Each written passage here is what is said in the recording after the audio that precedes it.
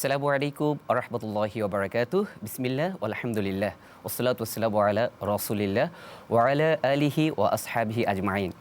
যে যেখান থেকে দেখছেন এখন টেলিভিশন, সকলকে প্রীতি, শুভেচ্ছা ও আন্তরিক মোবারকবাদ জানিয়ে শুরু করছি পবিত্র মাহে রমজান উপলক্ষে এখন টেলিভিশনের বিশেষ আয়োজন রূপায়ণ স্কাই ভিলা নিবেদিত সওয়াল জব, পাওয়ার্ড বাই 7 রিং সিমেন্ট, সহ পৃষ্ঠপোষক জেডএসআরএম। প্রিয় দর্শক, সবটা সময় জুড়ে আপনাদের সাথে আছে আমি এসএআর সিবগাতুল্লাহ এবং সম্মানিত অতিথি হিসাবে উপস্থিত আছেন জনাব হাফিজ বখতিয়ার হুসাইন। আসসালামু আলাইকুম রহমতুল্লাহ। ওয়ালাইকুম আসসালাম ওয়া রাহমাতুল্লাহি ওয়া বারাকাতুহু। মুহতারাম, রমাদানটা কিভাবে আনন্দ দিয়ে থাকে?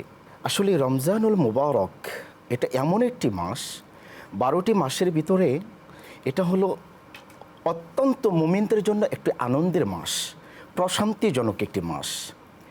এই মাসটি আসলে এই মাসটি আসার আগে আমরা যারা মুমিন, যারা মুসলমান যারা আছি, আমরা কিন্তু একটা অপেক্ষায় থাকি এই মাসটা কবে আসবে। যেমন কিছু যখন অনেক নাগালে চলে আসে তখন মুমিনদের ভিতরে একটা আনন্দ লাগে। রাসূল অপেক্ষা করতেন? হ্যাঁ, অপেক্ষা করতেন। আর যখন রমজান মাস আসতেন তখন রাসূল সাল্লাল্লাহু আলাইহি ওয়াসাল্লাম সাহাবায়ে কেরামকে বলতেন, এই সাহাবীরা, রমজান কিন্তু আসতেছে, তোমরা কিন্তু প্রস্তুতি নাও। রমজানের জন্য তাদের একটা প্রস্তুতি ছিল, তাদের একটা আনন্দ ছিল এই রমজান মাসকে কেন্দ্র করে। আরেকটা বিষয় সেটা হলো যে এটা কেমন আনন্দ মুমিনদের জন্য। যেমন 5 ওয়াক্ত নামাজে মসজিদে কিন্তু সবার সাথে সাক্ষাৎ হয় না, কিন্তু রমজান মাসে যে তারাবির সালাত যে আদায় করা হয় তখন দেখা যায় প্রতিবেশী, বন্ধু বান্ধব সবার সাথে সাক্ষাৎ হয়। প্রথম দিন মসজিদে অনেক সময় লোক ধরে না, আর প্রথম দিন তো অনেক ভরে যায়, এখানে মসজিদের কোনায় কোনায় ভরে যায়, কানায় কানায় ভরে যায়, মুসল্লি ভরপুর।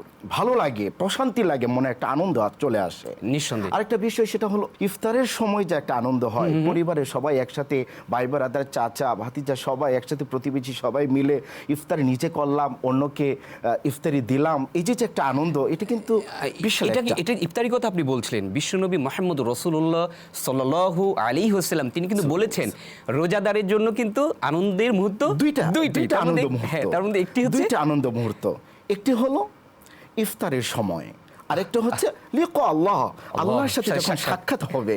এই দুইটা হলো রোজাদার ব্যক্তির যে একটা আনন্দের একটা মুহূর্ত, একটা সময়।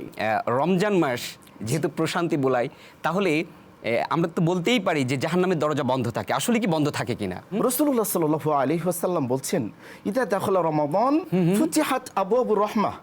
রমজান মাস যখন চলে আসে রহমতের দরজা ওপেন করে দেওয়া হয়, খুলে দেওয়া হয়। আবার রাসূল সাল্লাল্লাহু আলাইহি ওয়াসাল্লাম আবার বলছেন, ইদা দাখালা রমাদান ফুতিহাত আবওয়াবুল জান্নাহ, জান্নাতের দরজা খুলে দেওয়া হয়। সুবহানাল্লাহ।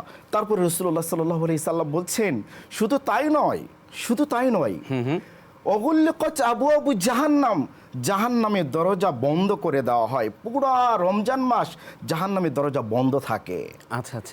যেহেতু জাহান্নাম পুরো রমজান মাস বন্ধ থাকে, তাহলে জান্নাতের দরজা খোলা থাকে। অতএব রমজান মাসে আমি কিভাবে জান্নাতে যেতে পারবো, জাহান্নাম থেকে আমি বাঁচতে পারবো, রাসূলুল্লাহ সাল্লাল্লাহু আলাইহি ওয়াসাল্লাম সেটাই বলে দিয়েছেন যে রমজানের রোজা তোমাকে জান্নাতে ঢুকাবে, যেহেতু জাহান্নামের দরজা বন্ধ করে দেওয়া হয়েছে, পুরো রমজান মাসে বন্ধ থাকে। ঈদের সালাত জান্নাতুম মিনান নার, এটা কিন্তু আপনি জানেন জাহান্নামের জন্য ঢাল স্বরূপ। কিন্তু ঢাল স্বরূপ এটা কেমন ঢাল? যেমন যুদ্ধের ময়দানে শত্রু থেকে নিজেকে আত্মরক্ষার জন্য যে ঢাল ব্যবহার করা হয়, রাসূলুল্লাহ সাল্লাল্লাহু আলাইহি ওয়াসাল্লাম বলছেন যে আসো, তোমরা কি জাহান্নাম থেকে বাঁচতে চাও? যদি বাঁচতে চাও তাহলে তোমরা এই সিয়াম রাখো, রোজা রাখো, এটা কিন্তু তোমাদের জাহান্নামের ঢাল স্বরূপ, জাহান্নামের আগুন থেকে তোমাকে বাঁচাবে। জি, মুহতারাম, মানে আপনার কথার মাধ্যমে এটা আমরা পরিষ্কার হচ্ছি যে রমজান মাস আসলে এই প্রশান্তিময় রমাদানে জান্নাতের দরজা বা রহমতের দরজাগুলো খুলে দেওয়া হয় আর জাহান্নামের দরজা বন্ধ করে দেওয়া হয়। জি, এই বিষয়ে আরও বিস্তারিত জানবো বিরতির পরে। দর্শক, সময় হয়েছে একটি বিরতি নেবার, আমাদের সাথেই থাকুন, খুব শীঘ্রই ফিরবো ইনশাআল্লাহ।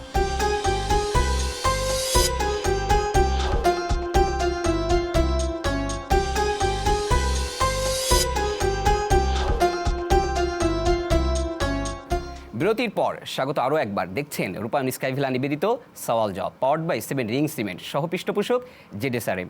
মুহতারাম, আপনি এই যে প্রশান্তিময় রমাদান নিয়ে কথা বলছিলেন, এখানে আমাদের দর্শকদের জন্য আপনি কি বলবেন যে এই রমজান মাসের অতিরিক্ত আমলগুলো কি কি? রমজানুল মুবারকে আমরা বেশি বেশি করে দান সদকা করব। আচ্ছা, দান সদকা এটা আমাদের বেশি বেশি করতে হবে।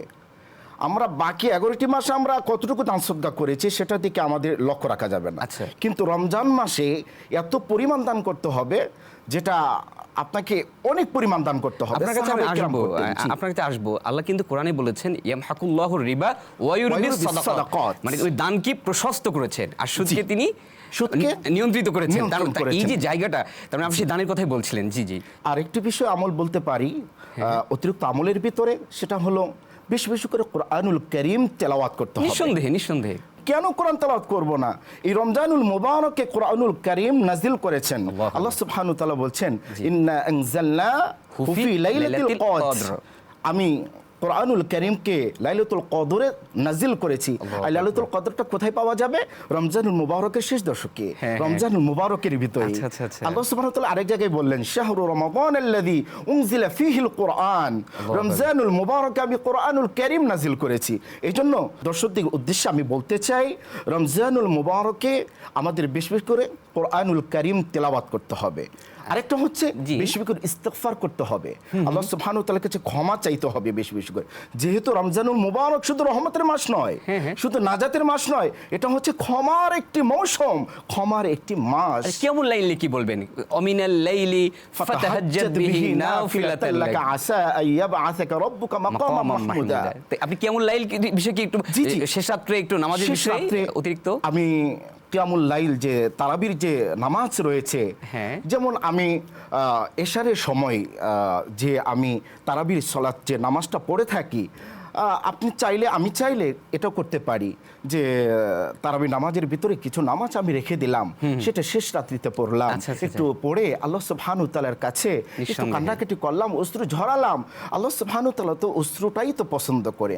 আর রাসূলুল্লাহ সাল্লাল্লাহু আলাইহি সাল্লাম বলছেন যে ওই অশ্রু, ওই চক্ষু কখনো জাহান্নামে যাবে না যে চক্ষু আল্লাহর ভয়ে কাঁদে। আর রমজানুল মুবারকটা হচ্ছে কান্নাকাটির একটি মাস। রমজানে শয়তান কি বন্দি রাখা হয়, তাহলে এত গুনাহ হয় কেন?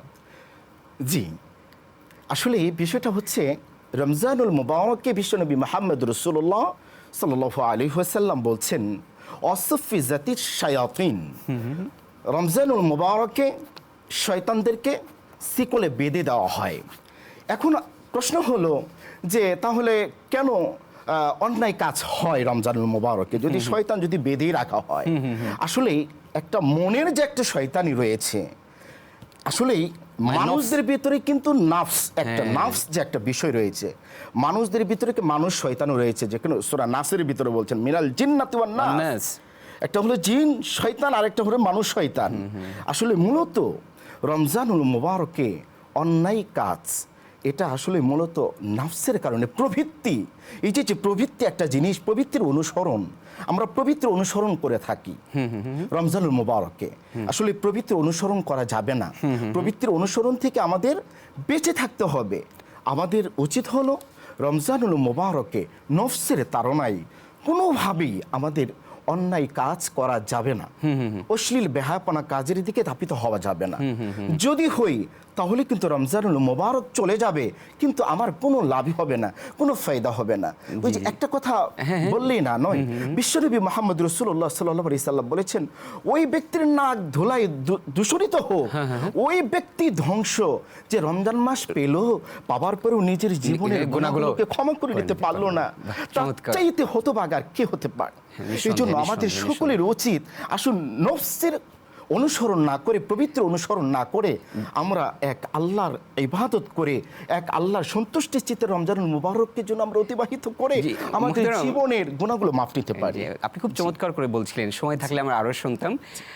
অনেক অনেক ধন্যবাদ আপনাকে, আপনার মহামূল্যবান সময় ব্যয় করে আমাদের স্টুডিওতে আসার জন্য। দর্শক দেখছিলেন রূপায়ণ স্কাইভেলা নিবেদিত সওয়াল জবাব, powered by 7 ring cement, সহপৃষ্ঠপোষক ZSRM.